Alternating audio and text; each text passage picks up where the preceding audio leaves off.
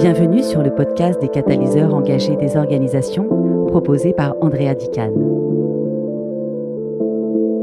Transformer pour redonner du sens. Au cœur des organisations. Bonjour à toutes et à tous. Tout ce qui est grand se développe avec passion. Et le succès de toute transformation réside dans un état d'esprit positif. Dans ce podcast, nous plongeons au cœur des organisations, à la rencontre des leaders et managers qui insufflent des transformations audacieuses. Leur engagement inébranlable, leur vision inspirante et les décisions qu'ils prennent avec courage impactent la vie des collaborateurs.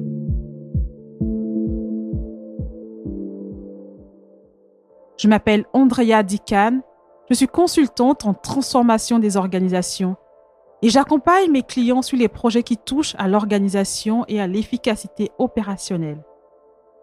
C'est avec une immense joie que je vous accueille aujourd'hui sur le podcast des catalyseurs engagés des organisations. Ensemble, nous allons explorer comment ces femmes et ces hommes créent un impact durable, façonnant l'avenir des entreprises et de ceux qui y travaillent.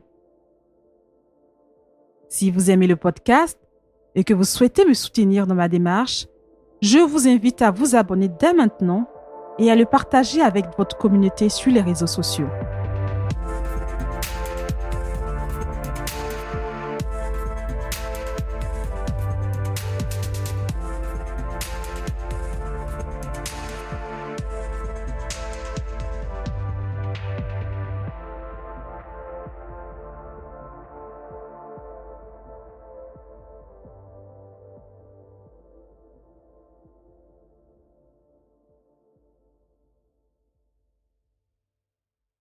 Bonjour à tous, c'est avec une immense joie que je vous présente aujourd'hui notre invitée, Agnès Perrin-Turenne. Agnès est une femme d'action engagée, experte en stratégie de développement économique et social, spécialisée dans l'éducation, la formation et la philanthropie. Vous allez voir, son parcours est marqué par des transitions audacieuses. Issue du monde académique, Agnès a commencé sa carrière en tant que professeure et spécialiste des dysfonctionnements de l'apprentissage avant de prendre un tournant décisif. Quitter l'éducation nationale pour fonder sa propre société et lancer un concept novateur dans le soutien scolaire. Voilà l'audace d'Agnès. En tant que directrice du développement du groupe Academia, Agnès participe activement à l'ouverture de plusieurs centres pédagogiques, touchant autant les collectivités locales, les entreprises que les fédérations sportives. Sa gestion de plusieurs établissements scolaires dans les académies privées souligne son engagement envers les jeunes, alliant performance sportive, excellence académique et développement des soft skills. Dans cette fonction, Agnès a participé au lancement de la Tony Parker Academy. Et c'est en 2019 que Tony Parker la nomme présidente déléguée pour l'accompagner dans la croissance de son groupe, ainsi que dans ses engagements dans l'éducation et la philanthropie. Elle le conseille dans sa stratégie auprès des marques et des institutions. Agnès a ainsi bâti des partenariats clés tels que les métiers d'excellence, LVMH, L'Oréal, l'UNESCO ou encore avec l'Agence française de développement.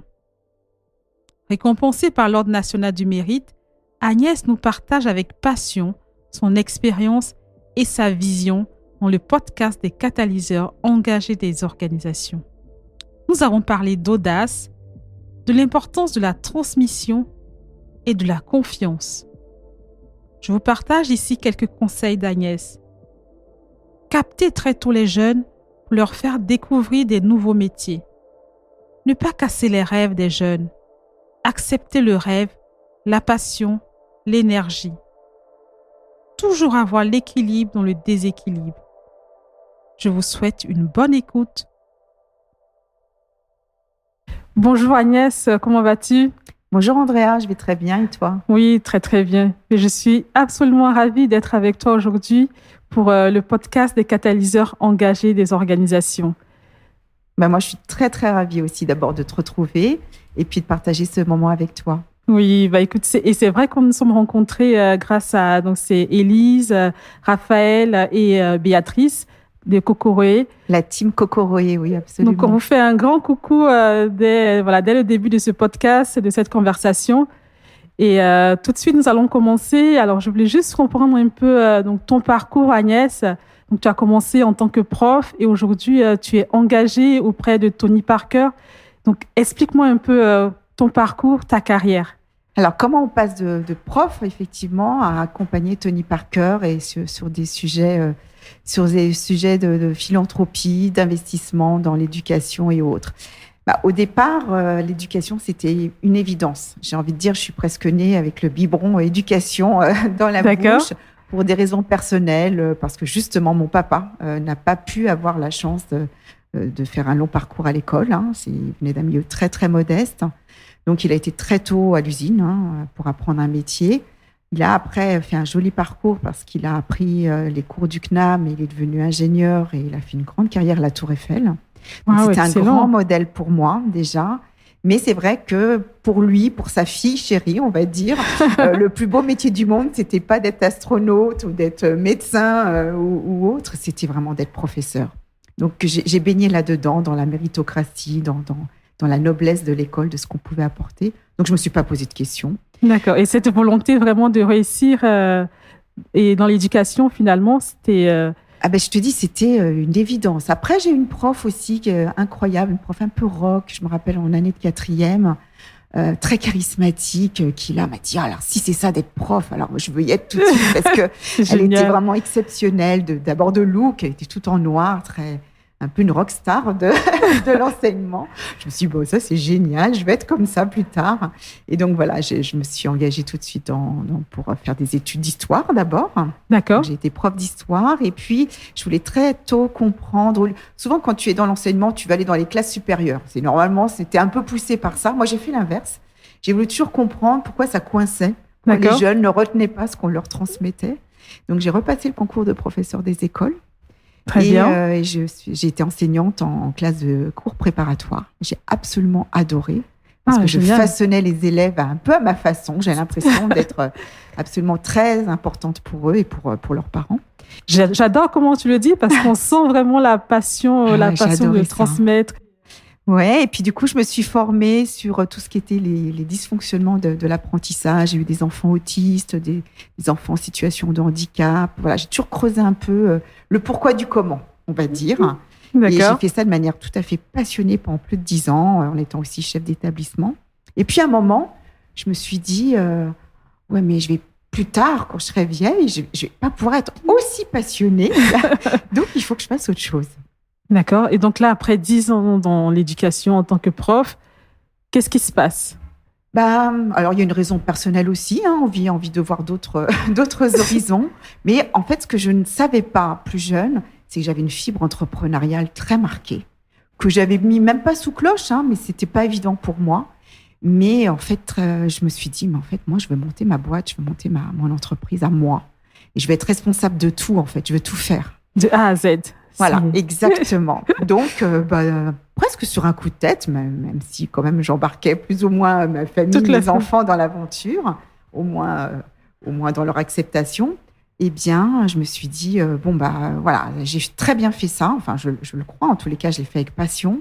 Moi, pour retrouver une passion, il faut que je change. Donc, je démissionne. J'ai même pas pris de congé sabbatique. Tu vois, j'ai été radicale. Il faut avoir beaucoup de courage. Je me suis dit, je veux pas revenir en arrière. Complètement hors zone de confort, là. Un peu folle, peut-être. On va le dire comme ça. Mais voilà, je démissionne. Et je monte ma boîte, effectivement. Alors, dans ce que je savais le mieux faire quand même dans l'éducation, c'est-à-dire le soutien scolaire. D'accord, donc tu montes une boîte, une start-up de soutien scolaire à domicile. Alors, j'avais une structure avec une équipe d'enseignants et autres. Et j'avais senti l'émergence des soft skills. Alors maintenant, on en parle beaucoup, mais à l'époque, c'était pas très connu. Déjà précurseur. Tout le côté coaching auprès à la fois des jeunes, mais aussi des familles. D'accord. Et puis, un côté aussi très serviciel apporté aux familles, effectivement, dans l'entourage qu'on pouvait avoir au niveau du jeune. C'est-à-dire pas seulement lui transmettre des connaissances, mais aussi le mettre dans une situation d'apprentissage et aussi prendre en compte toutes les problématiques d'éducation au sens large que connaissent les familles avec leurs enfants et leurs adolescents surtout. D'accord. Et donc là, ta cible, c'est vraiment des enfants à partir de quel âge avec, Ma cible, c'était plutôt l'adolescence. Plutôt les 15-20 ans. Ouais. D'accord. On le verra plus tard, hein, parce que c'est vraiment les jeunes auprès desquels tu t'engages et tu... Mais je trouve que peu le font. C'est un âge passionnant parce que c'est un âge de transformation. D'accord. C'est un âge parfois de rébellion. Et peu de structure. Alors, j'ai envie de dire, même la structure familiale parfois abandonne ou parfois, parfois se c'est pas désengage. Toi qui es dans l'engagement, ça te parle. Et aussi la structure parfois école ou environnementale ne sait plus comment faire en fait. Et donc toi, ton avis sur le sujet, c'est vraiment un travail qu'on fait ensemble finalement, les parents, les éducateurs, la société, tout le monde. Ouais, moi je pense que c'est toute la société dans son sens large, parce que regarde avec l'impact des réseaux sociaux, il y a plein de choses qui échappent aux structures classiques dont on parle, et pourtant, soit on se dit on fait sans, et puis on ne sait pas ce qui se passe dans l'autre monde, soit au contraire on embarque ça et on le met au service d'eux. En le challengeant aussi, tout ça au service de l'éducation, mais avec un grand E, pas seulement l'école, de l'éducation, du jeune, pour qu'il devienne un citoyen comme nous, peut-être passionné, engagé, en tous les cas, qui trouve sa place. Et donc, oui, clairement, toi, tu as choisi effectivement d'être engagé auprès des jeunes, dans l'éducation. Pour être très honnête, c'était il y a ce côté noble auprès des jeunes, auprès de l'éducation. Ça, c'est le côté passion. Il y a le côté aussi, je vais monter ma boîte, je vais être entrepreneur, je vais faire du marketing, de la com, je vais aller voir des gens que quand tu es dans le milieu de l'enseignement, tu es dans une communauté, j'ai envie de dire. Moi, j'avais envie de rencontrer d'autres communautés politiques, économiques, financières. Donc, c'est ça. Donc, c'est vraiment, je reste dans l'éducation, encore en tant que métier, mais je sors non seulement de ma zone de confort, je deviens entrepreneur, mais aussi j'ouvre mes chakras. Oui, exactement. Je vais explorer d'autres choses. Je vais apprendre, moi, à nouveau, en fait, surtout aussi. Oui, excellent. Et donc là, pendant combien d'années tu as ton compte ? J'étais entrepreneur pendant 5 ans. Pendant 5 ans, quand même. J'ai monté deux boîtes, une de soutien scolaire strictement et une autre de formation auprès des entreprises, donc du B2B. D'accord, très bien. Je suis allée à la rencontre de grands groupes. Voilà. Et puis, je comptais y rester, très honnêtement, mais j'ai été, entre guillemets, remarquée par mon concept initial de la première entreprise de soutien scolaire par le groupe Academia. D'accord. J'ai fait une très belle rencontre. On parle beaucoup de mentors, de personnalités inspirantes. Moi, j'ai rencontré un dirigeant, Philippe Colléon, extrêmement passionnant. Et pour te dire, j'avais fait un entretien d'embauche avec la DRH. En sortant de cet entretien, je me suis dit, oh là là, non, moi, je vais jamais aller dans un grand groupe, ça va pas le faire. De toute façon, on se comprend pas. Il y aura pas de suite, donc j'y croyais pas. Et puis, quand même, ils m'ont rappelé. Et j'ai rencontré le dirigeant, donc Philippe Colléon.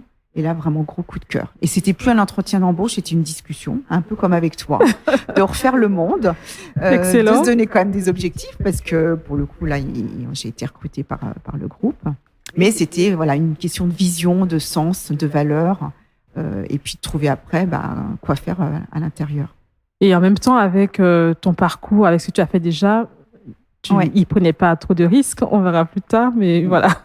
Il prenait le risque d'avoir un électron libre, peut-être, ce qui a toujours été le cas d'ailleurs. Mais oui, j'ai insufflé dans le groupe, effectivement, ce que je savais faire dans mon entreprise, à savoir un concept. D'accord. J'ai transformé 40 agences classiques, j'ai envie de dire, de commerciales de soutien scolaire à domicile en centre pédagogique, avec des équipes de profs, chefs d'établissement, des programmes, presque de la recherche.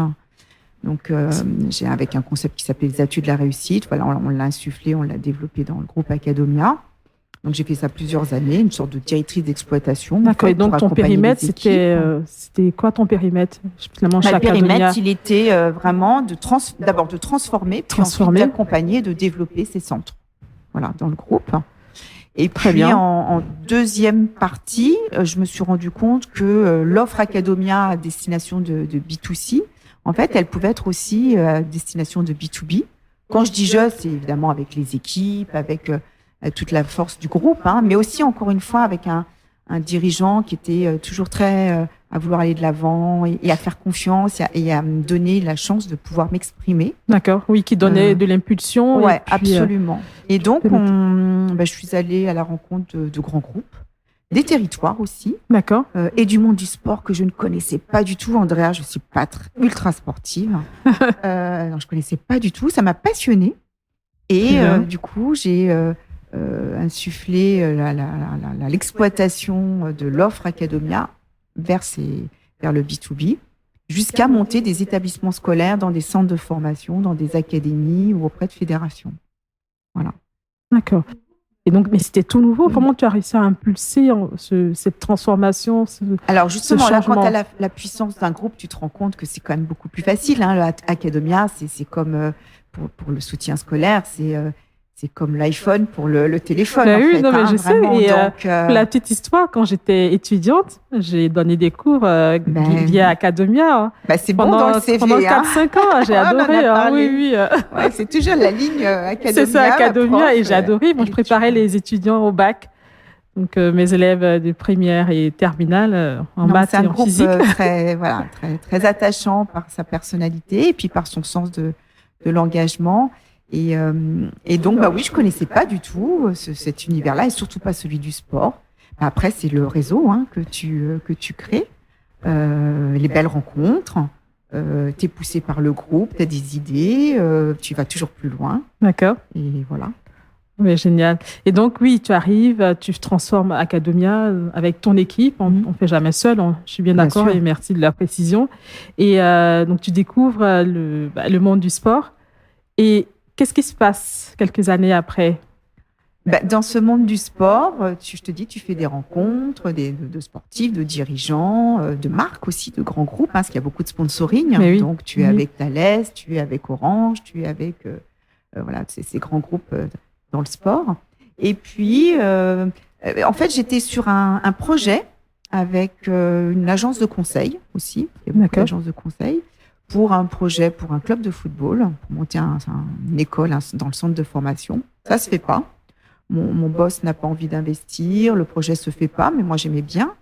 Et avec cette agence de conseil, le dirigeant me dit « mais quand même c'est drôlement intéressant ce que vous faites, ça pourrait peut-être intéresser quelqu'un et je peux peut-être te connecter avec. » Bon.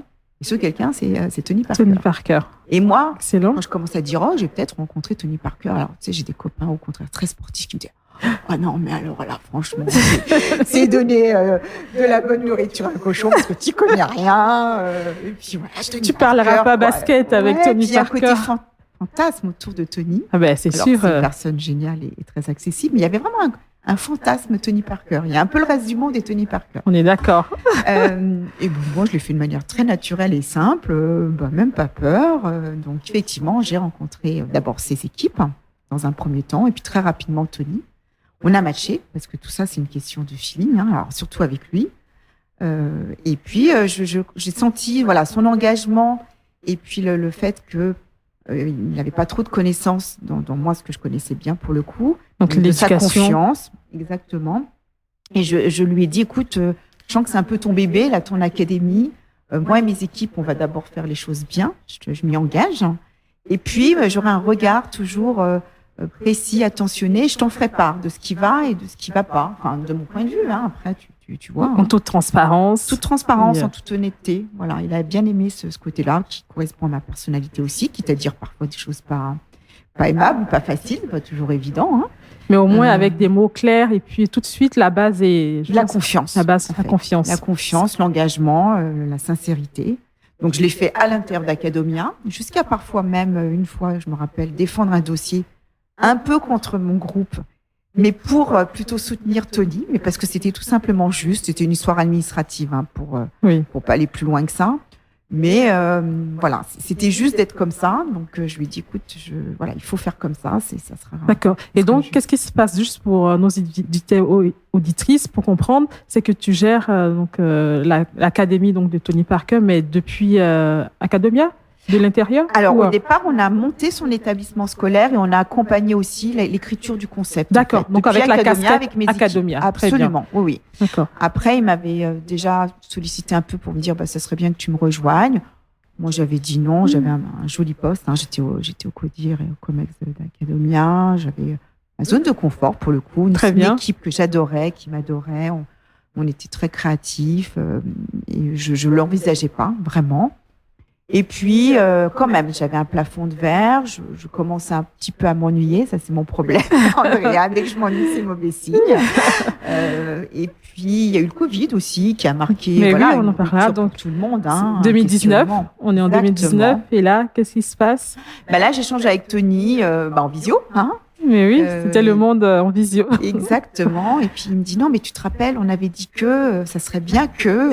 Et là, ça a résonné davantage. Très bien. Et puis, on a échangé concrètement et j'ai franchi le pas. Et on retourne. Donc là, tu passes de l'autre côté cette fois-ci. Voilà. Là aussi, je démissionne d'Academia, je pars. Tu sors de ta zone de confort là, à un moment de ta carrière. Je cherche peut-être plus le confort ou au contraire. Écoute, moi, mes enfants étaient grands, je les ai eus D'accord, jeunes. très bien. Donc, j'avais plus cet engagement nécessaire. Et puis, je vais être honnête, je crois que je me pose pas ces questions-là. Mais c'est ça, c'est ce que je constate et j'adore. Je pensais pas ces questions que je me pose. La seule question que je me pose, c'est est-ce que si je le fais pas, j'aurai des regrets? C'est ça. Et ne pas vivre avec des regrets, ça c'est hyper important avec moi. Pour moi.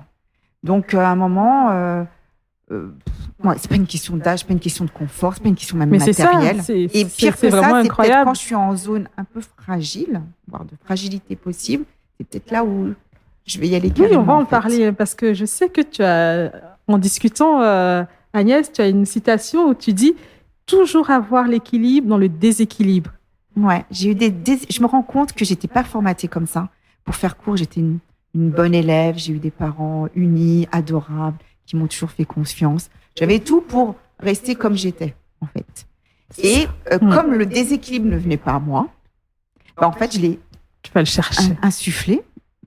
Pourquoi? C'est peut-être psychiatrique, je sais pas, ou psychanalytique, je sais pas pourquoi. Mais j'ai insufflé le déséquilibre, en tous les cas, pour me challenger, pour sortir ma zone de confort.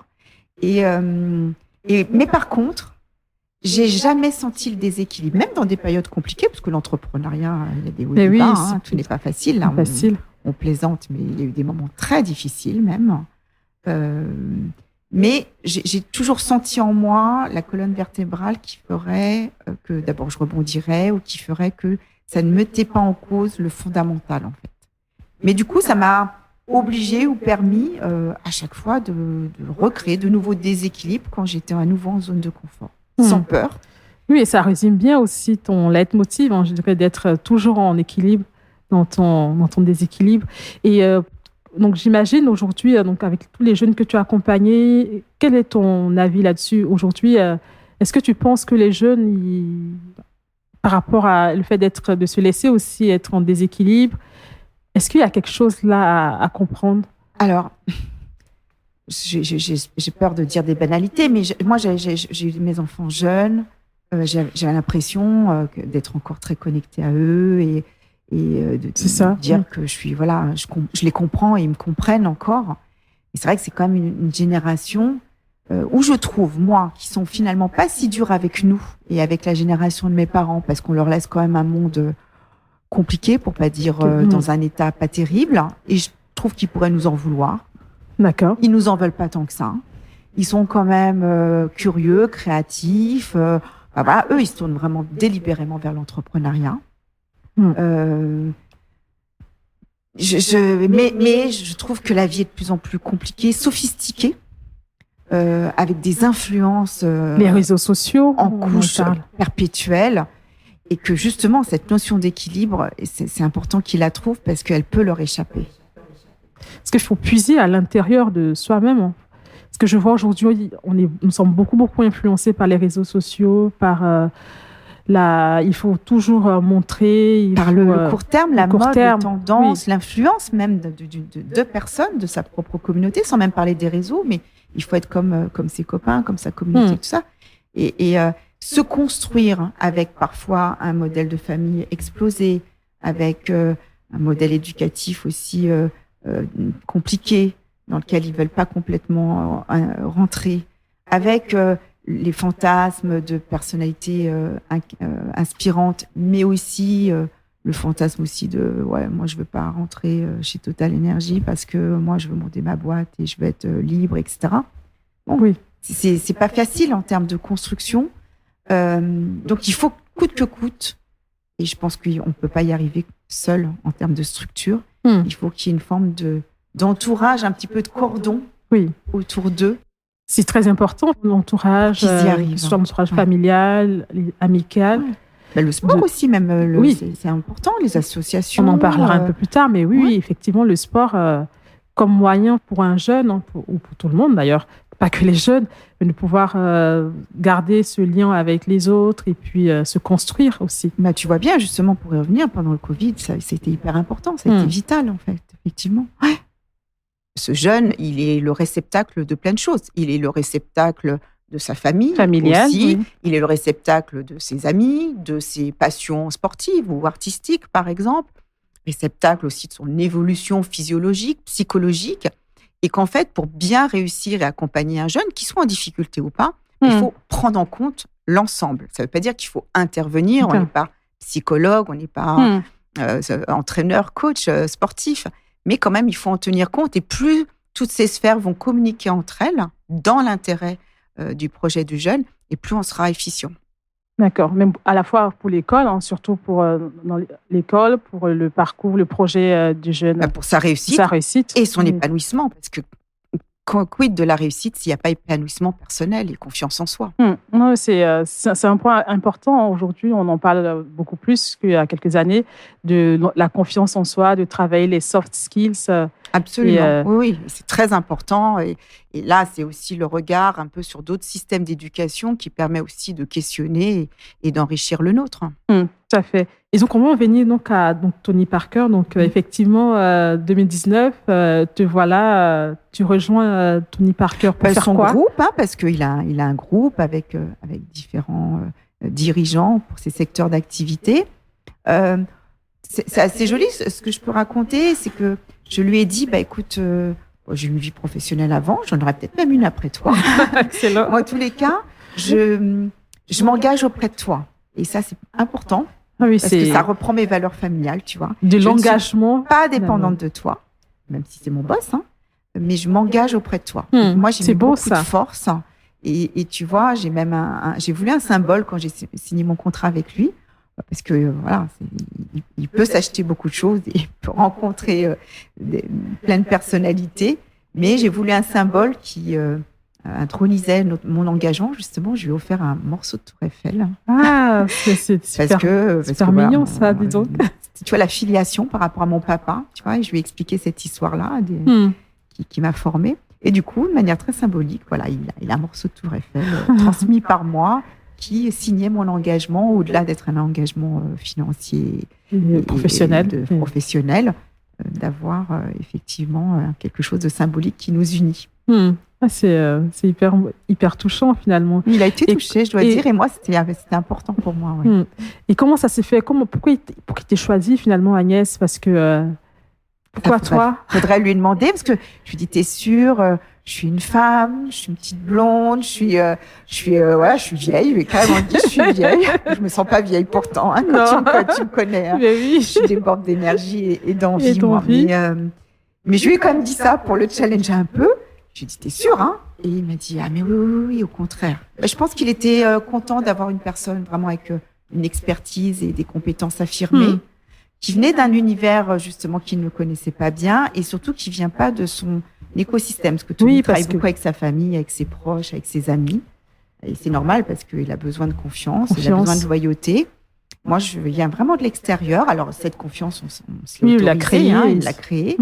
Mais c'est vrai que je suis une des seules et importantes à venir d'ailleurs. Oui, parce qu'on peut dire que dans son réseau, il a beaucoup de personnes dans son réseau. Il est hyper sollicité. Donc, choisir, sans arrêt, il peut rencontrer et engager différentes personnes, mais c'est peut-être justement nos différences qui nous ont réunis. Oui. Et donc là, il te choisit pour ton engagement à ses côtés, non seulement pour tes compétences que dans l'éducation d'avant, en tant que professeur aussi, et je pense aussi pour ta capacité à créer ce lien-là. Oui, alors je lui ai fait d'abord un un dossier stratégique, parce qu'il m'a pas dit juste tu viens m'accompagner. On avait des rêves, quoi. Moi, je rêvais de ce que j'avais pas pu faire avant, c'est de monter un réseau d'académies, un réseau d'écoles justement. Et Tony me permettait de pouvoir le faire. Et du coup, si ensemble on va conquérir le monde, hein, c'est un peu ça, et on verra voilà le temps que ça mettra. Et même si là, tu vois, les choses changent dans ses ambitions et dans ses orientations, parce que c'est ça l'entrepreneuriat, il faut sans arrêt régénérer les choses. Mais il y a toujours ce même enthousiasme, cette même envie de contribuer à la jeunesse, de lui transmettre, et puis moi, de monter vraiment un groupe d'éducation opérationnel qui puisse aider et de porter aussi des messages politiques. Et là, cette partie-là est plus récente chez moi, mais elle m'intéresse énormément, d'influence politique. Et de pouvoir de transformer. Pour aider des structures, des territoires à se saisir de ces sujets-là. Et de manière à 360, en fait, parce que je crois beaucoup à ça. C'est super. Et donc là, tout à l'heure, tu parlais de rêve. Donc là, je vais m'arrêter sur ce mot, parce que Tony Parker a une citation. J'imagine que tu la connais. Tout le monde la connaît, celle-là. Si tu dis ton rêve à quelqu'un qui ne rigole pas, c'est que tu ne rêves pas assez grand. Ah, et ça, il le dit tout le temps, quand il fait des conférences, quand il rencontre quelqu'un. C'est son mantra, effectivement. Et c'est très chouette et c'est très juste. Parce qu'en fait... c'est ce qui fait que les yeux pétillent, c'est ce qui fait justement qu'il peut y avoir cette reconnaissance de l'autre et l'envie de collaborer, travailler ensemble. Évidemment, il y a les chasseurs de tête, les cabinets de recrutement, il y a les tests. Voilà, on peut tout, j'ai envie de dire, tout identifier de manière mécanique, automatique et avec des datas, etc. Mais quand même, ce qui ne sera jamais remplaçable, c'est la passion, c'est le rêve. C'est la vision aussi qui va accompagner ce rêve, parce que tout de suite derrière, c'est comment on fait. Et donc, c'est primordial, en fait. Et c'est l'illumination qui peut changer le monde. Et en politique, regarde les grandes figures qui ont vraiment apporté vraiment une contribution forte et changé les choses. C'était des grands fous, souvent, et des passionnés en tous les cas. Qui avaient des rêves fous. Mais oui. Qui paraissaient même surdimensionnés, souvent par rapport à la réalité et par rapport au possible. Donc ça, c'est vraiment... moi, je m'y retrouve là-dedans. D'accord. Et comment ça se répercute au quotidien de travailler avec Tony Parker dans cette... on parle de la situation, mais au-delà de ça, au quotidien, comment ça se répercute? De manière assez simple, un peu de manière start-up pour le coup. C'est-à-dire, il est joignable honnêtement H24. Voilà, il faut l'être aussi. Mais pour le coup, c'est lui proposer plein de choses. Il accepte pas, il te suit pas. Il faut faire avec, c'est normal. Mais pour le coup, c'est vraiment assez simple. Mais c'est vraiment de personne à personne. C'est-à-dire, t'as pas les structures de conseils, que moi j'ai connu dans les grands groupes où t'as des réunions, t'as des comptes rendus de réunions, t'as des énièmes synthèses, t'as des tests, etc. Non, lui, c'est très à l'américaine aussi, parce qu'il a cette très agile culture, et ça va vite. Tony. Oui. Donc ça doit aller vite. La parole compte. Et quand on dit quelque chose, on le fait. Non, mais et puis aussi, alors pour le coup, oui, très agile, parce qu'il faut savoir se réadapter, changer les choses, s'embarquer sur d'autres sujets. Mais super intéressant. Et donc, on va parler là de la Tony Parker Academy adéquate. Qu'est-ce que c'est exactement aujourd'hui? Alors, cette académie, elle est destinée à des jeunes qui sont issus du centre de formation de l'ASVEL. D'accord. Donc, qui ont un niveau très supérieur et qui, a priori, se destinent pour une carrière professionnelle dans le basket. Mais l'intention de Tony, elle était plus haute que ça. Elle était au contraire de se servir de cette passion pour garantir le projet de jeunes passionnés dans le basket, mais dans d'autres sports ou activités, et de les mettre en contact avec des études et avec aussi un écosystème qui va leur permettre de faire des stages, de rencontrer des gens, de découvrir des métiers pour garantir après soit leur projet d'entrepreneuriat, soit de rentrer en entreprise. Donc ça, c'est le projet de Lyon qui est encore d'actualité, qui est vraiment quand même très tourné vers l'ASVEL et vers la passion basket. Il y a un autre projet là en pouponnière, j'ai envie de dire, sur le territoire du 93 dans le cadre de l'héritage Paris 2024.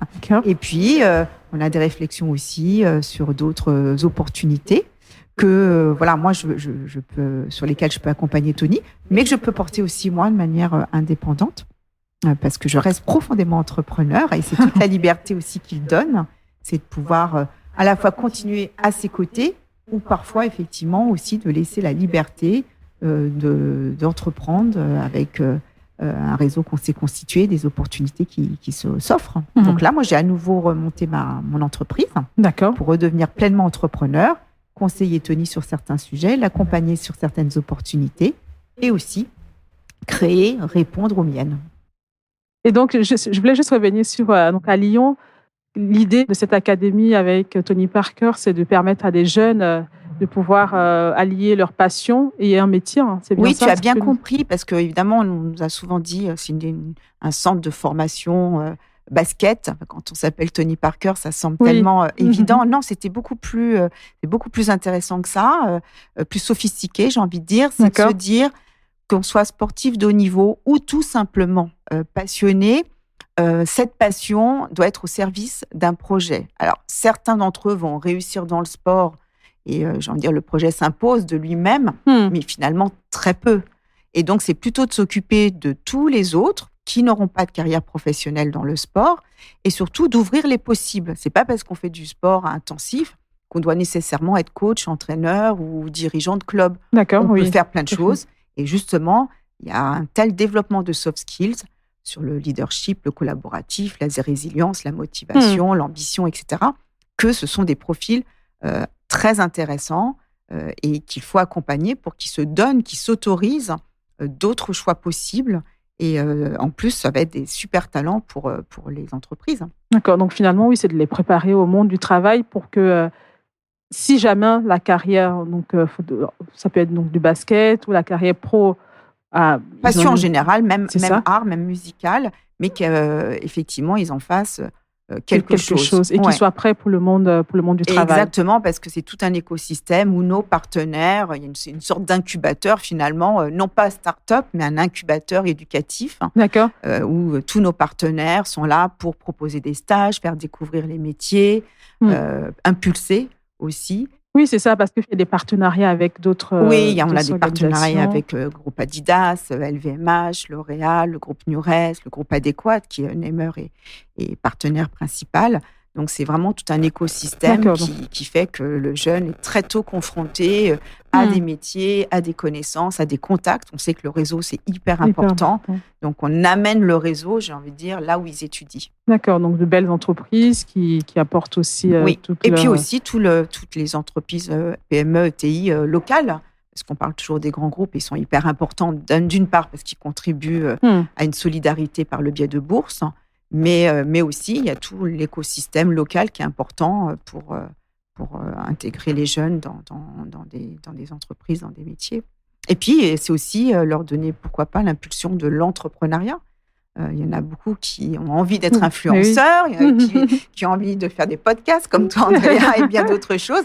Mais il y en a aussi qui ont envie de monter leur propre entreprise. Oui, leur donner cette capacité et puis cette force de pouvoir se lancer dans leur projet. Et qu'ils aient l'habitude d'être encadrés, d'être portés. Donc, c'est vraiment un très, très joli concept. Après, qui est sur du sur-mesure, donc ça demande beaucoup d'attention, une grosse équipe. Voilà. Oui, c'est ce que j'allais poser comme question. Effectivement, ça va être... le jeune va être pris dans sa singularité et puis... Dans sa globalité. Tu vois ce que je disais, où il faut prendre en compte effectivement tout l'écosystème, la famille. Ce sont des jeunes qui sont en internat, qui sont accompagnés par leur coach, par les enseignants, par le chef d'établissement, il y a un psychologue, il y a un préparateur mental, il y a un médecin, il y a un kiné. Voilà, il y a vraiment tout un écosystème autour d'eux.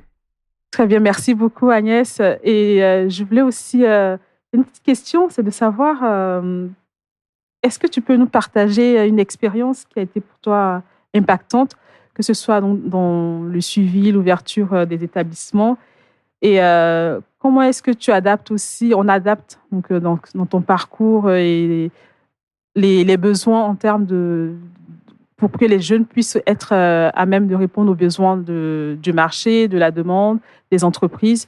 Moi, je pense que j'ai toujours été dans l'éducation, la formation, mais j'ai vraiment cet ADN entrepreneurial et du coup très j'ai envie de dire, marketing de l'éducation. C'est-à-dire que ce qui m'intéresse, c'est de créer des nouveaux concepts, des nouvelles réponses, toute l'hybridation. Et ça passe pas uniquement par de la pédagogie, pour moi, ça passe aussi par des lieux, par les espaces, parce que les espaces ont une influence sur la pratique pédagogique. Ça passe aussi par des partis pris puissants. Et donc, moi, c'est vraiment trouver un territoire qui va être sensible à ça. Ça peut être un maire, ça peut être un organisme ou un grand groupe qui va avoir une commande spécifique et comment y répondre. C'est pas d'avoir un dogme sur la pédagogie parce que je me méfie des modes et je me méfie beaucoup des appropriations. C'est vraiment, là aussi, prendre l'ensemble d'un écosystème pour répondre au mieux à ce que nous voulons transmettre. Voilà, je ne sais pas si je suis claire là-dessus, mais il ne suffit pas, effectivement, d'avoir les bonnes personnes. Il faut avoir les lieux, il faut avoir les circulations, il faut avoir autour les partenaires, il faut avoir les expériences. Et tout ça fait, effectivement, qu'on peut bâtir des écoles, des campus. Moi, je crois beaucoup à l'attractivité de campus qui vont avoir toute une vie qui va permettre aussi, encore une fois, cet épanouissement, cette émulation, cet enrichissement. J'aime pas quand on dit c'est des campus à l'américaine, on ne sait pas quel mot choisir. Est-ce que c'est académie, est-ce que c'est campus, est-ce que c'est hub. Mais la rencontre des entreprises, la rencontre des startups, la rencontre des étudiants, la rencontre des associations, la rencontre des artistes, des ateliers, des conférences, tout ça doit venir autour et dans un projet global auprès d'une école. Voilà. Donc, c'est vraiment l'écosystème, l'écosystème. C'est cette richesse-là. Et en termes, les territoires aussi, répondre aux besoins aussi des territoires, des régions. Comment ça se passe? Tu sais, d'abord, on est très concentré en France, mais il y a des régions qui ont des particularités. Par exemple, la région de Toulouse avec toute l'aviation. Il y a la Silicon Valley sur les parfums et les cosmétiques. Cosmétique Valley, donc, plutôt. Et il y a aussi des territoires où il n'y a pas beaucoup d'attractivité. Il faut proposer des projets ambitieux, des projets forts. Donc, j'en ai là, c'est vrai, ce vers quoi je tends, justement, c'est à proposer au territoire.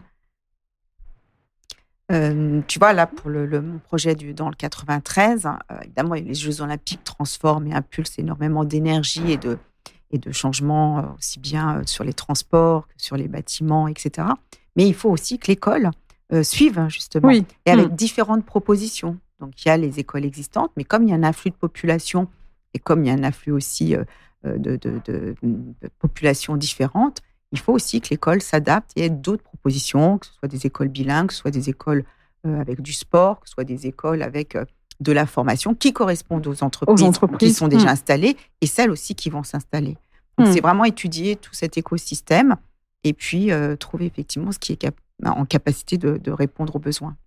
L'idée, c'est vraiment aussi de rester sur cet aspect-là de... Oui, c'est pas casser les rêves du jeune. Hein. Tu vois, un jeune, il veut devenir footballeur, il veut devenir start-upper, il veut devenir influenceur. Donc, ne pas casser le rêve du jeune, mais faire preuve quand même de réalisme, parce que tous ne vont pas être des stars de l'influence, ni du sport, ni ne vont pas être tous des Bill Gates, quoi. Donc, tu vois, et de dire, on part de leur passion et on sécurise, fameuse colonne vertébrale, fameux équilibre, pour les accompagner pas à pas, et puis au fur et à mesure, rechallenger leur parcours jusqu'à effectivement qu'ils puissent s'engager dans leur vie professionnelle. C'est ça fondamentalement, en fait. D'accord. C'est Tony, mais c'est aussi, je pense, quelque chose sur lequel les entreprises, les grands groupes réfléchissent beaucoup aussi, parce qu'il y a un problème pour eux, évidemment, d'attractivité sur les nouveaux métiers. D'accord. D'attractivité pour leur propre compte. Et si tu n'arrives pas très tôt à capter les jeunes et à leur faire découvrir autre chose que ce qu'ils connaissent par les réseaux sociaux et par leur environnement familier, je pense qu'il risque d'y avoir un écueil après d'emploi et d'employabilité pour eux et d'emploi même pour les groupes.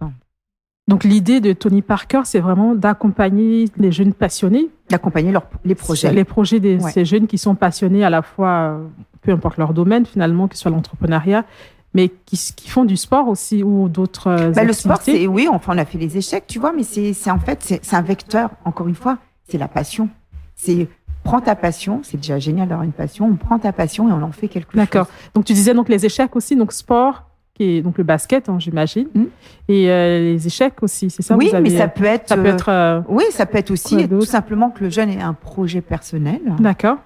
Tu vois, et qu'on l'accompagne dessus, en fait. C'est du mentorat aussi, hein, oui, et lui donner les meilleures conditions scolaires, de rencontres de réseau, d'opportunités de stage, d'offres de connexion pour que petit à petit, ils grandissent sur leur projet, qu'ils soient à maturité et qu'ils soient plus riches surtout. Et donc, le fil rouge, c'est vraiment d'accompagner les passions de ces jeunes-là.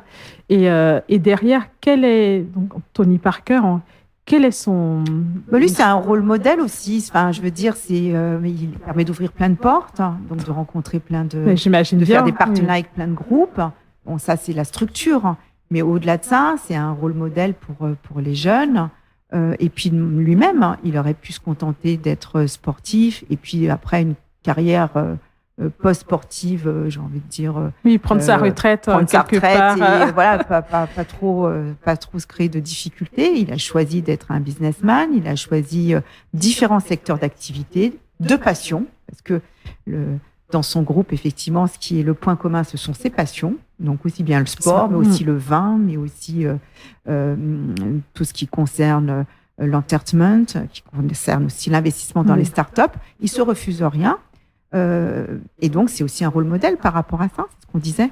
Non, c'est super parce qu'effectivement, l'impact aujourd'hui, je pense qu'on peut pas faire sans, à la fois pour des entreprises ou pour des personnalités de ce type-là. Et donc, toi, engagée aussi, Agnès, et finalement, comment on passe de prof dans l'éducation nationale à aujourd'hui personnalité engagée, notamment donc, auprès de Tony Parker? C'est une bonne question. Je pense d'abord il faut se l'autoriser parce que ça c'est très féminin quand même peut-être de se dire que est-ce que vraiment ce qu'on fait, ce qu'on est, c'est si important que ça et que ça peut en inspirer d'autres. Moi, j'aurais plus tendance à dire non, je vais m'excuser de dire en fait c'est normal. Même si tu vois, j'ai des amies qui sont encore enseignantes et j'ai l'impression qu'on parle plus le même langage, mais je les adore et elles m'adorent parce que justement mais on vit plus la même chose et on ne peut plus parler des mêmes choses. Donc moi, je me rends compte de mon évolution. Et quand je parle à des grands dirigeants, des patrons du CAC 40, quand je rencontre des fortes personnalités, moi, j'ai toujours cette curiosité, cette admiration. Moi, je veux toujours apprendre et j'espère que je le ferai longtemps et que ce soit ma vie professionnelle ou personnelle, me permettront de le faire. Mais de basculer pour te dire que toi aussi, tu es une personnalité inspirante, que tu peux être un rôle modèle, que ce que tu as fait, c'est pas rien et que c'est utile. Alors, l'utilité, ça, je la perçois bien. Et ça me va bien. D'accord. Mais vraiment, le côté honorifique, tu vois, quand j'ai été proposée pour recevoir l'Ordre national du mérite, je me suis dit, mais tout de suite, je me suis dit, pourquoi moi? Non, quoi, j'ai pas fait assez de choses. Toujours plus. Mais à un moment, il faut savoir se poser, accepter et puis rester humble, modeste, mais quand même aussi accepter le rêve, la passion, l'énergie et puis le travail, finalement, le travail aussi. Oui. Et puis la prise de risque, parce qu'elle est réelle. Oui, on en parlait tout à l'heure, de s'autoriser et de se mettre hors de sa zone de confort. Moi, je conseille à la fois des territoires, donc il y a toute une partie lobbying politique, que des groupes et particulièrement aussi des fonds d'investissement parce que justement, il y a beaucoup de besoins de nouveaux métiers et d'agilité dans le supérieur et la formation et il faut aller vite. Et donc, j'accompagne effectivement ce type de structure pour conseiller, mais porter aussi des projets à 360 degrés. Ça peut être répondre à un territoire et faire venir un projet économique et social d'école et autour de cette école, modèle d'exploitation de résidences étudiantes et autres, pourquoi pas d'accompagner une structure groupe, marque, qui a besoin de monter son école pour le faire à ses côtés. J'espère réaliser ce que j'ai en fait toujours voulu faire, c'est-à-dire monter mon réseau d'écoles, d'académies. Voilà. Donc, Génial. j'avais essayé après l'éducation nationale, j'ai essayé avec Tony, enfin, essayé et produit, Oui, et fait. Mais là, c'est effectivement avec ma connaissance, mon expérience, de bâtir des projets d'école D'accord. en réponse au territoire, en réponse aux entreprises, sur les métiers à forte tension, sur les métiers de demain, sur aussi une attractivité nécessaire. D'accord. Et voilà, donc depuis ma boîte, je conseille et j'apporte toute une équipe pour accompagner et porter un projet. Et c'est aussi avec toute la connaissance institutionnelle, politique, encore une fois, ce qui m'intéresse, moi, c'est les projets à 360 degrés avec des modèles hybrides, économiques, Bien. pourquoi pas aussi écologiques, et puis avec des acteurs différents. Donc, je suis un peu sur cette thématique-là et en réponse à des fonds d'investissement et des investisseurs pour concevoir des campus et des écoles. D'accord. Alors, pour l'instant, en France, j'ai En France? plusieurs projets en France et puis Très aussi bien. à l'étranger. Très bien. Et l'idée, très concrètement, c'est d'aller donc vers des écoles qui existent déjà, des entreprises qui ont déjà des projets ou des villes qui ont des projets d'académie et de travailler ensemble. Bah, écoute, c'est Ou, il y difficile a- de te dire parce Oui. qu'il y a aussi From Scratch. J'ai un D'accord. gros projet dans le nord de la France où c'est vraiment Ah, From Scratch, mais il y a aussi une intention, effectivement, par rapport à un besoin identifié tout à et fait. où je ne peux pas vraiment te dévoiler, donc c'est difficile, Mais oui. je tourne autour des choses. Non, Mais, mais je comprends très mais, bien. Effectivement, c'est des projets, finalement, c'est de gros projets. oui, c'est des gros projets. Voilà, c'est pas c'est- monter une classe ou une petite école. C'est plutôt C'est- des gros projets immobiliers, économiques, C'est ça, institutionnels. c'est ce que je me politiques. disais, ça prend vraiment en compte Ça prend. plusieurs dimensions, à la fois donc l'espace, le lieu, qui doit être accueillant pour les jeunes, et puis Oui, et aussi puis les viable jeunes. économiquement. Parce Exactement, qu'évidemment, viable sinon, il n'y a pas économiquement. d'investisseurs. Donc, C'est ça, il oui. faut Et puis trouver les jeunes aussi. aussi qui vont pouvoir adhérer, tout ça. Donc, j'imagine que c'est vraiment des. Moi, ce qui m'intéresse derrière, c'est l'impact, parce que finalement, ça a des impacts à la fois sur la société, hein, clairement, et au niveau de l'engagement, et puis des jeunes aussi. Ces sujets-là, l'idée, c'est de faire aussi quelque chose un peu laboratoire qui va servir aussi ou de modèle ou tout du moins de réflexion après pour D'accord. l'éducation nationale et pour transformer un peu les choses, surtout en pédagogie. Encore une fois, les lieux, les contextes, les acteurs vont influencer effectivement finalement l'apprentissage. Donc, on ne répondra pas à tous les besoins, on ne va pas impacter tous les jeunes, mais si on peut faire valoir effectivement une innovation, une autre façon d'aborder les choses, avec une réconciliation entre, encore une fois, le monde de l'entreprise, de l'entrepreneuriat, de l'éducation, du sport et le monde Mais la passion, socio, politique et institutionnel, je pense qu'on peut effectivement avoir un impact. Non, c'est génial. En tout cas, j'ai hâte de suivre la suite et puis de voir tous ces projets-là, donner vie à tous ces projets-là. Tout à l'heure, on parlait donc de la transmission. Et Oui. ben, c'est ce que je vois dans toute ta carrière.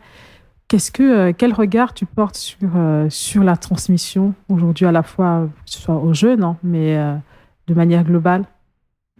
Pour moi, c'est hyper important. On regarde ce qui se passe. On a besoin d'histoire. Alors, c'est là où je redeviens, tu vois, quand même. On peut aller très loin on en a parlé de manière très différente. Moi, j'aimerais bien aller sur d'autres secteurs d'activité. Toi, tu me dis l'éducation toujours. Mais oui, l'éducation toujours parce que je sais faire ça et c'est mon univers. Mais moi, j'aurais pas peur, je pense, si on pense que je peux être utile. Je te disais, pourquoi pas aller vers le nucléaire parce qu'il y a des choses à faire. Voilà. En politique, tu peux être ministre de plein de portefeuilles. Mais oui, effectivement, et ça pose pas de problème, visiblement, parce que les compétences, tu peux toujours les acquérir. Et puis, il faut compter sur les équipes, les gens qui t'entourent, et sur ta faculté d'apprendre. Donc, pour moi, transmettre, c'est vraiment hyper important dans la cohésion sociale et sociétale. D'accord. Et je vais en arriver à des notions de démocratie, à des notions vraiment hyper fortes en termes de politique, mais nobles. C'est hyper important d'apprendre du passé, de transmettre ce qui a eu lieu pour comprendre le présent et pour se projeter dans l'avenir. Et la transmission, elle est autant technique sur les acquis, la technicité, que aussi philosophiquement, politiquement, pour pouvoir trouver sa place dans la société. Oui. Ça me paraît vraiment crucial et important. Et chacun, modestement, à tout niveau, peut le permettre. Et puis, c'est un vrai enrichissement personnel. Moi, j'ai toujours, quand on transmet, on pense qu'on donne aux autres. Mais en fait, je me demande si c'est pas égoïste et qu'on donne à soi-même en premier lieu. C'est une très bonne question parce que finalement, on reçoit beaucoup. Et est-ce qu'on le fait par don, générosité, ou est-ce qu'on le fait par égoïsme? That's the question. Je ne sais pas. Mais il y a les deux, peut-être, j'espère. Mais je pense que c'est comme une. En tous les cas, je suis persuadée que ça nourrit, que ça enrichit. Ouais. Merci beaucoup, Agnès. Et on va parler de Tony Parker encore une fois, hein, parce que aujourd'hui, son engagement, il est auprès de la jeunesse. Dans votre quotidien de travail, l'équipe qui est autour de vous, je veux juste comprendre un peu comment ça se passe avec l'équipe. Mais écoute, comment ça se passe? Alors, sur les structures, il y a une équipe d'exploitation, j'ai envie de dire, et aussi pédagogique, voilà, avec des belles personnes. Je pense notamment, je vais faire un petit clin d'œil à Maureen Réat, à Lyon, qui est une formidable et humainement très belle personne. Voilà, il y a des personnes comme ça, et puis il y a des personnes qui vont être plus dans son écosystème. C'est ça qui est intéressant avec Tony, c'est qu'il embarque beaucoup de monde. Il s'est agrégé des personnalités, des partenaires, des structures, et c'est ça qui m'a passionnée, c'est que ça permet d'agréger vraiment plein de choses. Pour être très concrète, tu vois, on a fait un partenariat et j'ai mené un projet avec l'UNESCO. D'accord. Là aussi, c'est presque un rêve pour moi, tu vois. Parce que c'est une structure extrêmement puissante, qui était un peu inaccessible pour moi.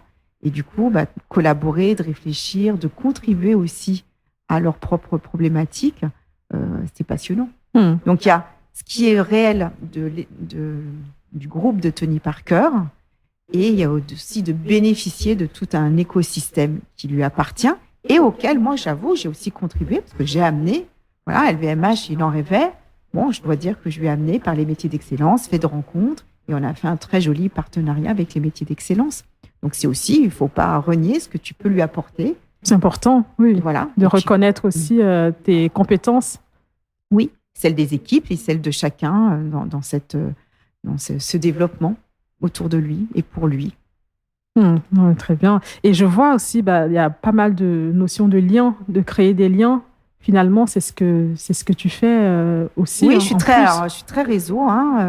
Après, il y a on a tous dans nos secteurs d'activité professionnelle du réseau, mais c'est vrai que c'est très important. Et d'ailleurs, un des conseils que l'on donne aux jeunes, c'est très tôt, effectivement, de constituer son réseau.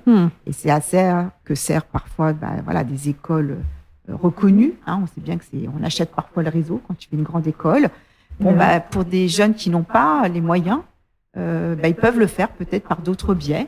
C'est rentrer effectivement par sa passion à la Tony Parker Academy, mais ça peut être aussi oser contacter directement par LinkedIn ou autre une personnalité inspirante. Moi, je ne sais pas toi, mais moi, je réponds quand on me contacte. J'essaye de bien faire, j'essaye d'accompagner. Je peux ou je peux pas, mais d'avoir ce culot-là, c'est important aussi, et de continuer à le faire aussi. Personne n'est inaccessible. Tout le monde peut contribuer, tout le monde peut aider, et c'est comme ça qu'on va ensemble. Je trouve ça important que tu le dises, d'être à mesure de prendre la parole et d'oser aller vers les personnes qui nous inspirent. Parce qu'on est souvent étonné, mais les personnes, même réputées, tu vois, comme étant très discrètes ou très inaccessibles, comme l'était Tony à mon époque, en fait. En plus, et bien en fait, le sont moins qu'on ne l'imagine. Et souvent, sont assez étonnés d'être sollicités. Donc, il y a de tout, il faut faire avec. Mais il y a des personnes émérites. J'ai eu la chance de rencontrer Xavier Niel, Jacques Attali, d'échanger en profondeur avec ces personnes-là. On apprend beaucoup. Et puis eux, en fait, de manière encore très ouverte, questionnent aussi. Ils sont toujours intéressés par les parcours des gens. Oui, et puis ils sont à l'écoute finalement. Donc ton message, c'est ne pas hésiter à contacter des personnes, de demander. Si on a des questions, ne pas hésiter, que ce soit via LinkedIn ou d'autres médias, des événements, des médias, des bien réseaux. sûr. Oui.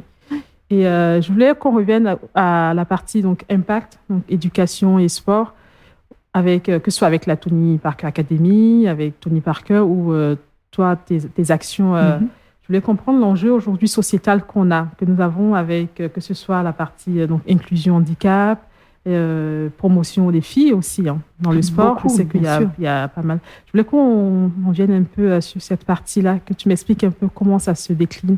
Mais ça, tu vois, je pense que c'est la maturité, le côté senior qui l'engage obligatoirement. D'accord. Il y a des figures inspirantes qui le font très tôt, très jeune. Moi, tu vois, si j'ai un regret, c'est pas l'avoir fait plus tôt. Tu vois, j'ai quand même un regret, j'essaie de pas en avoir, mais j'en ai quand même. Si j'avais su, je me serais beaucoup plus tôt impliquée dans le modèle associatif, dans justement le lobbying sur ces sujets-là, parce que profondément, ce sont des sujets qui m'ont toujours concernée. Mais je me l'autorisais pas et j'avais peut-être pas les réseaux pour le faire. Donc oui, c'est important. Avant toute chose, c'est être citoyen engagé et chacun à son niveau amener sa contribution, que ce soit en tant que speaker, que ce soit en tant que actif, voire activiste. Et ça peut revêtir différentes formes avec des couches. Et ça, vraiment, c'est quelque chose qui, je pense, fera mon demain. Tu vois, j'ai quelques idées, quelques projets dans la philanthropie au sens large. D'accord. Beaucoup un peu à l'anglo-saxonne, beaucoup plus assumé, qui met en valeur autant les personnalités que les actions, que les groupes, que les projets et autres. Je sens que c'est ce vers quoi je vais tendre dans mon devenir. Voilà. Et parce que je pense qu'il y a beaucoup à faire, que ce sont des leviers business économiques puissants et qui peuvent être au service, encore une fois, des causes qu'on évoque et où les femmes ont vraiment un rôle important parce qu'il y a quand même de la sororité qui est présente et puis parce que c'est très difficile de rentrer dans tout ce qui est financier. Bah, toi, tu le sais, vraiment mieux que moi encore, mais tu vois, quand on est femme, tant que tu parles de certains sujets, dans le business, on veut bien de toi. Mais à un moment, quand ça parle vraiment gros sous, même s'il y a des exceptions, mais justement, si ce sont des exceptions, c'est qu'elles sont rares. Mais quand on parle gros sous, quand on parle grand plan de financement, d'un seul coup, il y a quand même très peu de femmes. Donc oui, il y a encore beaucoup à faire. C'est le constat que tu fais. C'est le constat que je fais, oui, absolument. Autour de la table, à un moment, il n'y a plus beaucoup de femmes. Et c'est très discret, on ne te le dit pas ouvertement, mais tu sens que ça glisse en fait. Et tu sens que tu es un peu ou mise de côté. C'est tout bête, d'un seul coup, tu n'es pas dans une réunion, mais c'est juste la réunion qui compte. Ou d'un seul coup, on pense que parce qu'on va voir tel rendez-vous ou telle personnalité économique, c'est pas la peine que tu sois là. Mais tu as fait tout le projet, ou tu as tout porté, ou tu es là pour tout le reste. Mais il reste la petite marche. J'en ai parlé à Tony, bien sûr. Mais oui. Oui. Et qu'est-ce qu'il a dit? Qu'est-ce qu'il répond? Écoute, je me doute la c'est réponse, quelqu'un qui d'abord a un traitement vraiment homogène par rapport à ses collaborateurs. Ça, j'ai rien à dire là-dessus, qui essaie vraiment de promouvoir le sport féminin et tous ces sujets-là. De la tech aussi, on en parle beaucoup. Évidemment, du numérique, de l'IA, etc. Pour devenir indispensable, parce que de toute façon, quels que soient les projets, quels que soient les métiers et autres, et les enjeux professionnels, le nerf de la guerre, ça reste quand même le financier. C'est ça, que ça se fasse avec Et si elles sont plus ou moins écartées de ça, jamais elles ne pourront prendre en charge vraiment les gros sujets. Et toi, comment tu réagis dans des situations comme ça? Je sais que tu as toute une palette de compétences aussi, à la fois depuis l'éducation et puis là maintenant de participer à des réunions comme ça où on parle de gros sous. Comment tu réagis? Alors, de plus en plus, tu vois, là, je suis en évolution personnelle. De plus en plus, je m'impose. J'avoue qu'au début, j'avais une forme de côté un peu crâne, de me dire, si ils ne veulent pas que je sois là, c'est que, voilà, j'y vais pas. J'avais pas envie de demander, voire de quémander ma présence ou mon potentiel. Maintenant, je me dis, je me rends compte que si je le fais pas, ça se fait pas. Donc, je demande. Je m'impose davantage, mais je suis pas encore au maximum.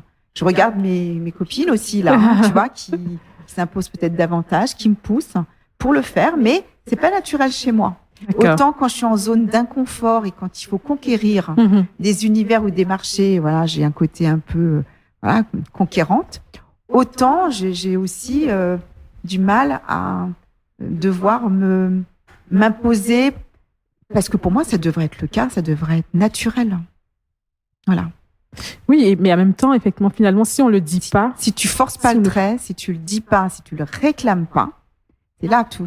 Le dire, bon, il y a les médias pour, mais le réclamer concrètement, opérationnellement sur le terrain, c'est autre chose.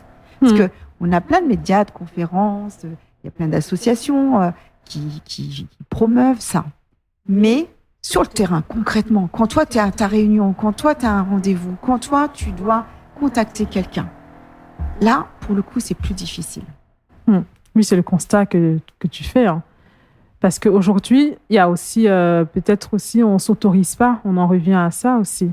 Il y a une partie de ça, on ne se l'autorise pas, et puis il faut se battre, et puis à un moment, on en a un petit peu assez de se battre aussi. On voudrait que ça soit plus naturel, parce que ça demande de l'énergie qu'on voudrait dépenser à autre chose, au projet lui-même, finalement. Oui. Et pas aux conditions du projet pour y être.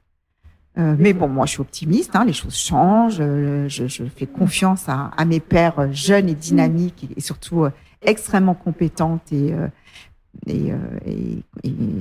qui vont s'imposer de fait. Mais il y a encore beaucoup à faire néanmoins. Et puis, tu sais, on ne sait jamais dans les cas de crise, de recul et autres, on sent que tout ça peut revenir en arrière quand même. Oui, donc, il ne faut pas lâcher l'affaire. Agnès, tu as obtenu la médaille d'honneur très récemment. Oui, c'est vrai. Je voulais qu'on en parle un petit peu. En tout cas, bravo et félicitations pour ce parcours. C'est finalement ce fil rouge de l'éducation qui t'a amené aujourd'hui à être récipiendaire de cette médaille. Pour toi, comment ça se répercute au quotidien ? Écoute, ça doit être le côté bon élève où on se dit que j'ai jamais assez bien fait et que pourquoi est-ce que je le mérite ou pas. Tu vois, ça c'est le premier sentiment. Après, le deuxième sentiment, très honnêtement, je suis très contente et puis surtout très heureuse pour mon papa par rapport à ce que je t'ai expliqué. J'ai l'impression un peu d'une boucle bouclée par rapport à ce sujet-là. Quelle fierté, j'imagine. D'éducation, voilà. Et en plus, comme j'ai la chance d'avoir encore mon papa, c'est super de pouvoir lui offrir ça. Et vraiment, je lui dédie. Après, ça me donne aussi peut-être plus d'exigence, c'est-à-dire dans la suite. Moi, je le vois comme ça. D'abord, j'ai rien fait seule. J'ai toujours été accompagnée d'équipes, de collaborateurs, de partenaires, de personnalités impactantes. Donc, j'ai eu cette chance-là d'avoir ponctué mon parcours de très belles personnes et de très bonnes choses. Et puis, c'est conserver cette passion, cette énergie, ne pas avoir peur du lendemain, au contraire, être dans cette démarche entrepreneuriale avec le fil rouge de l'éducation, mais j'ai trituré un peu dans tous les sens, de plein de façons différentes. Et voilà, j'espère que je vais avoir de beaux projets à venir. En tous les cas, ceux que j'ai à l'heure actuelle me passionnent et je vais les servir au mieux. Très bien. Et c'est super parce que vraiment, ça va être aussi une manière de montrer à d'autres jeunes que c'est possible. Oui, puis que ce monde privé-public, encore une fois, qu'on peut... à mon époque, d'avoir quitté l'éducation nationale pour monter son entreprise, c'était pas très courant.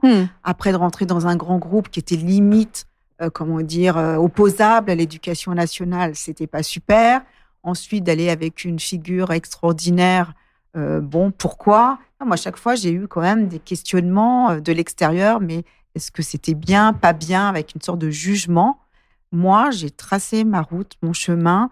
J'ai eu le sentiment de servir effectivement, d'impacter, si tu veux employer ce mot, en tous les cas, d'avoir testé des choses, et je vais continuer. Mais c'est vrai qu'il y a eu aussi tous ces jugements, parce que l'éducation, c'est un peu quand même... et c'est noble, encore une fois. Donc, cette noblesse insuffle aussi une forme de préservation et de carcan. Et moi, je milite beaucoup pour la rencontre de différents univers. Je voudrais que les enseignants aillent un peu dans le monde du privé. Pour se donner des objectifs, pour challenger, pour savoir parler aux jeunes aussi, justement, des métiers. Parce que s'ils ne les connaissent pas ou s'ils n'ont jamais été en entreprise, comment leur en parler ? Et inversement, franchement, il y a un enrichissement exceptionnel à transmettre, à enseigner. Et je pense qu'il y aurait beaucoup aussi à ce que des cadres, des managers, des dirigeants, alors il y en a qui le font, mais souvent en fin de carrière, c'est un peu à la fin, comme quand on rentre en milieu associatif parfois, mais dans leur carrière, de pouvoir transmettre, parce que ça apporte tellement. et que les mondes se rencontrent. Génial. Mais en tout cas, merci beaucoup Agnès. Et je vois très bien effectivement cette façon, cette capacité que tu as aussi à vouloir rassembler finalement tous les mondes et donner naissance à d'autres jeunes catalyseurs engagés des organisations à travers donc la formation et l'éducation. En tout cas, merci beaucoup. Et comment on fait pour te joindre, Agnès?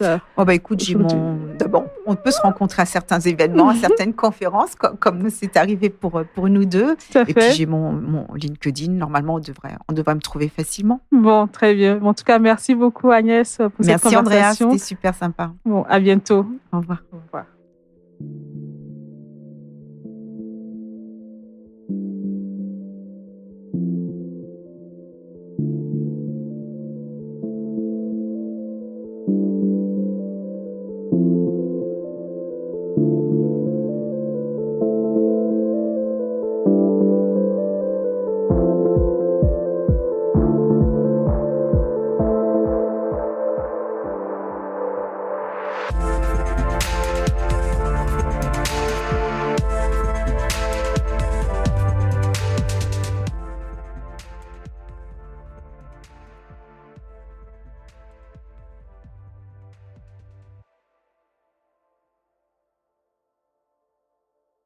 Si vous aimez cet épisode, vous pouvez nous laisser un commentaire sur LinkedIn ou Instagram et le partager avec votre entourage.